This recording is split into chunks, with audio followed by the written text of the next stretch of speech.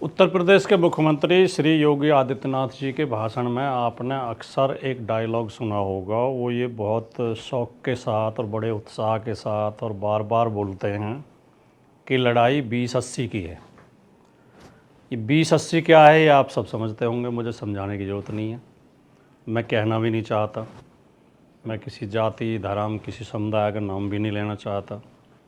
लेकिन ये अकेले योगी जी नहीं हैं, ऐसे इस भारतीय जनता पार्टी के तमाम लोग ही ऐसा प्रयास करते हैं। और भारतीय जनता पार्टी की राजनीति ही ये है, आरएसएस की राजनीति ही है। भारतीय जनता पार्टी आरएसएस की एक ब्रांच है, आरएसएस का एक सहयोगी संगठन है, आरएसएस का एक प्रकोष्ठ है, राजनीतिक प्रकोष्ठ।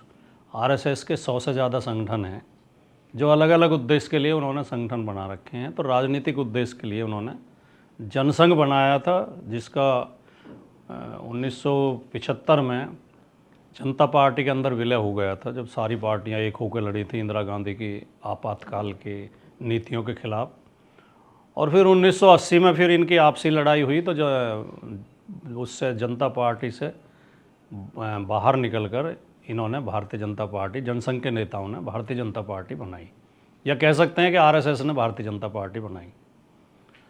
तो भारतीय जनता पार्टी और आरएसएस के ज़्यादातर लोगों का ये प्रयास रहता है कि लोगों की मानसिकता को, लोगों के दिमाग को 2080 में बांटे रखें। इसमें उन्हें लाभ दिखाई देता है। उत्तर प्रदेश में 2027 में विधानसभा चुनाव हैं और योगी जी और भारतीय जनता पार्टी और आरएसएस का पूरा प्रयास रहेगा कि लड़ाई 2080 के बीच हो। लेकिन तमाम परिस्थितियों को देख के और तमाम बातों को समझ के मुझे लगता है, और आप में से भी बहुत लोगों को लगता होगा, कि उत्तर प्रदेश में अब लड़ाई 2080 की नहीं है, लड़ाई 10-90 की है। और 10-90 की लड़ाई होने का कारण ये है कि जो 80 का 90% हिस्सा है वो ये समझ चुका है कि ये लोग हमारे हक मारने के लिए ही 2080 की बात करते हैं। हमारे कोई सुविधा तो ये देते नहीं है, हमें सत्ता में हिस्सेदारी तो देते नहीं है, शिक्षा और संसाधनों में हिस्सेदारी तो देते नहीं है, नौकरियों में तो लगातार बेईमानी करते हैं हमारे साथ, ट्रांसफ़र पोस्टिंग में तो बेईमानी करते हैं। और जिस 20 की बात योगी जी करते हैं, जो 20-80 20 वर्सेस 80 करते हैं, उस 20 से तो इस 90% को कोई खतरा ही नहीं है। क्या उस 20 वाले लोग इनकी नौकरियों की चोरी करते हैं? क्या 20 वाले लोग इन्हें की पोस्ट पर नहीं बैठने देते? क्या 20 वाले लोग इनका हक मारते हैं?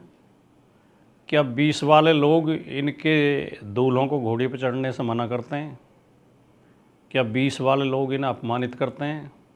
शिक्षक भर्ती में बेईमानी हुई सरासर उत्तर प्रदेश में, शिक्षक भर्ती में ओबीसी के साथ बेईमानी की गई और उसमें राष्ट्रीय पिछड़ा वर्ग आयोग ने अपनी रिपोर्ट में माना कि ओबीसी के साथ बेईमानी हुई है, भर्ती में धांधली की गई है, और आदेश दिया उत्तर प्रदेश सरकार को कि इस बेईमानी को, इसको गलती को सुधारा जाए।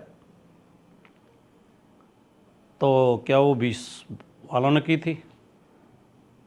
जब राष्ट्रीय पिछड़ा वर्ग आयोग का आदेश नहीं माना यूपी गवर्नमेंट ने, तो लोग हाई कोर्ट चले गए। हाई कोर्ट ने भी आदेश किया, हाई कोर्ट ने भी ये स्वीकार किया कि धांधली हुई है, और हाई कोर्ट ने आदेश किया कि 9000 शिक्षक की भर्ती और की जाए ओबीसी के बीच से, ओबीसी के पदों को भरा जाए जिनमें बेईमानी हुई है।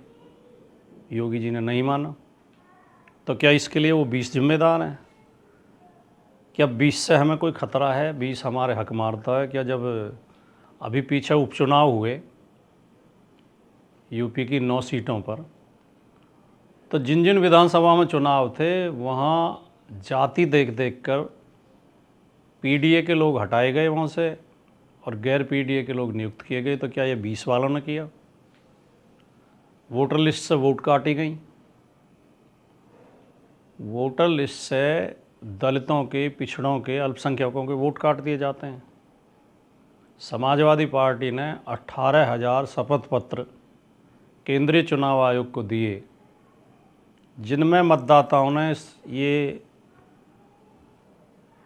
शपथ पत्र दिया स्टाम्प पेपर पर कि जो फाइनल सूची प्रदर्शित की गई थी, मतदाता सूची, उसमें हमारा नाम था, लेकिन जो बूथ पर सूची आई पोलिंग वाले दिन उसमें नाम गायब था और हम वोट नहीं डाल पाए। चुनाव आयोग ने अभी तक उसमें कोई कार्रवाई नहीं की है। क्या ये जो पिछड़े दलित अल्पसंख्यक के वोट काटने का काम करते हैं ये 20 वाले करते हैं? क्या मतदान वाले दिन जब पुलिस लाठियां बजाती है और दलित पिछड़ों मुसलमानों को वोट डालने बूथ तक नहीं जाने देती, क्या वो 20 वालों के इशारे पर करती है? तो ये पीडीए के जो समाजवादी पार्टी के नेता श्री अखिलेश यादव जी ने जो पीडीए का नारा दिया है और पीडीए के अंदर जो एक चेतना आई है, एक समझदारी आई है, एक जागरूकता आई है और एक एकजुटता आई है, तो ये 90% पीडीए अब इस बात को समझ चुका है कि 10% लोग ही हमारा हक मार रहे हैं, हमारा हिस्सा मार रहे हैं, हमारी नौकरियों की, हमारी शिक्षा की, हमारे सम्मान की, हमारी सत्ता की चोरी कर रहे हैं। इन 20% से हमें कोई खतरा नहीं है। ये 20% तो हमारे साथ खड़ा है, ये 20% तो हमें वोट देता है, हमें समर्थन देता है, हमारे साथ लड़ने भिड़ने को तैयार है। हमें खतरा 10% से है। इसलिए मैं कह रहा हूँ कि इस बार जो लड़ाई होगी 90-10 की होगी, 80-20 की नहीं होगी। लड़ाई 90-10 की होगी। 90 जागरूक हो चुका है, 90 अपने अधिकारों के प्रति सजग हो चुका है और 90 को एक नेतृत्व मिल चुका है, 90 को एक पार्टी मिल चुकी है, समाजवादी पार्टी। समाजवादी पार्टी के नेतृत्व में, श्री अखिलेश यादव जी के नेतृत्व में 90% पीडीए समाज खड़ा हो चुका है, एकजुट हो चुका है। और इस बार की जो लड़ाई 2027 की होगी वो 90-10 की होगी। इस बात को लोग समझ रहे हैं, बहुत गहराई से समझ रहे हैं। और ये योगी जी का फार्मूला चलेगा नहीं। अब 20-80 वाला जो फर्जी फार्मूला है वो कोशिश कर रहे हैं जगह जगह, कहीं मस्जिदों को खुदवा रहे हैं, कहीं झगड़ा करवा देते हैं, कहीं किसी के खिलाफ मुकदमा करवा देते हैं, कहीं किसी को जेल भिजवा देते हैं, बदनाम करते हैं कि ये अपराध कर रहे हैं, ये चोरी कर रहे हैं। लेकिन लोग समझ रहे हैं, आंकड़े आ रहे हैं और लोग जागरूक हैं। तो इसलिए मैं कह रहा हूँ दावे के साथ और ऐलानिया मैं ये कह रहा हूँ कि लड़ाई इस बार 10-90 की होगी। और इसी संदर्भ में मुझे अपनी खुद की लिखी हुई एक कविता की पंक्तियाँ याद आती हैं, वो बोल के मैं अपनी बात समाप्त करूँगा कि ये लोग जब कहते हैं कि धर्म खतरे में है, इनका एक ही बस धर्म के नाम पर लोगों को डराते हैं, धर्म खतरे में है। कैसे कमाल की बात है। चलो 20-80 भी मान ले जाए, वैसे 20% है नहीं, वो 14-15% है केवल, लेकिन 20 भी मान ले जाए तो 20% से 80% को खतरा है। 20 करोड़ लोगों से 120 करोड़ लोगों को खतरा है। ये धर्म खतरे में अगर नारा बहकाने के लिए दिया जाता है, कहीं धर्म खतरे में नहीं है। तो इस संदर्भ में मेरी पंक्तियाँ मुझे याद आती हैं कि 10 की खातिर 90 का यदि रक्त निचोड़ा जाएगा, 10 की खातिर 90 का यदि रक्त निचोड़ा जाएगा तो धर्म कहाँ बच पाएगा, फिर धर्म कहाँ रह पाएगा। और देवालयों में धर्म गुरु और संत करेंगे अय्यासी और राजनीति का केंद्र बनेंगे अयोध्या, मथुरा और काशी। और देवदासी कहकर नारी को नग्न नचाया जाएगा तो धर्म कहाँ बच पाएगा, फिर धर्म कहाँ रह पाएगा। और राम और रहमान वोट हथियाने के साधन होंगे, गोरे तन पर धवल वस्त्र, जेबों में काले धन होंगे।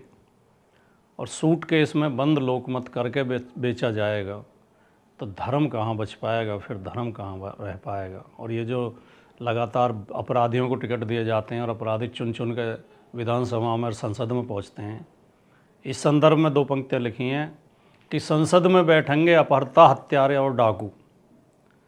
संसद में बैठेंगे अपहर्ता, हत्यारे और डाकू, न्याय करेंगी पिस्तौलें, कानून बनाएंगे चाकू।